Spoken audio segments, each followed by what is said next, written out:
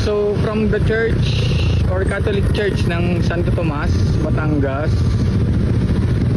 ayan ang mga sidera. Madami yan, madaming paninda dyan. Hey, what up? Kamusta tayo? This is Consi GL once again, no? Kaya lang, hanap lang tayo ng medyo maliwanag at ang dilim na naman ng view. So, anong meron ba today? So, today, papakita lang natin kung saan nakapesto yung sidera dito sa Santo Tomas. Mga nagtatanong din kung dun pa rin ba daw sa same exact location papunta simbahan. So, the answer is yes, dun pa rin siya. Yun, ayan yung ipakita ko sa inyo yung itsura ng sidera ngayon. Dun pa rin siya sa way papuntang simbahan o simbahan papuntang crossing ng Poblacion Par. So, ito yan. Yan. So, kung galing kayo ng Hanawan, yan ang mga sidera dito sa Santo Tomas. And as you can see, no, madami na. Yan. So yan, madami na sila. Yan, oh. Yan, may banderitas na din. Yung mga bilihan ng damit, mga pagkain. Yan.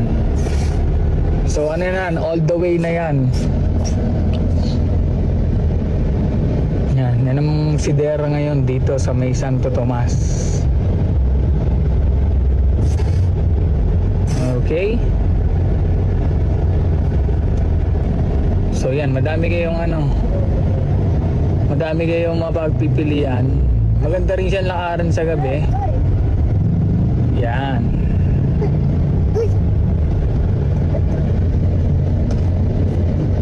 Yan ang sidera ng Santo Tomas. So yan, ito ang pwesto, no?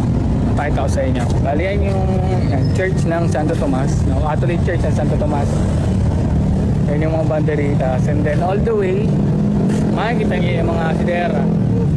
May mga bilihan na rin pagkain. Tatawid tayo. So from the church or Catholic Church ng Santo Tomas, Batangas, ayan ang mga sidera. Madami yan, madaming paninda dyan. Madaming paninda, may panindang damit, pagkain, gagamitan sa bahay, laruan, ano pa ba? Basta madami. Mga tools. Marami kayong makikita. So, yun lang. Mabilis ang update. So, doon pa rin nakapwesto yung sidera yung mga sidera sa Santo Tomas, Batangas. Drop by kayo. Lapit na talaga ng pesta. Dilim na ulit. So, yun lang. Quick update. This is Consi GL. Laging updated. Let's go.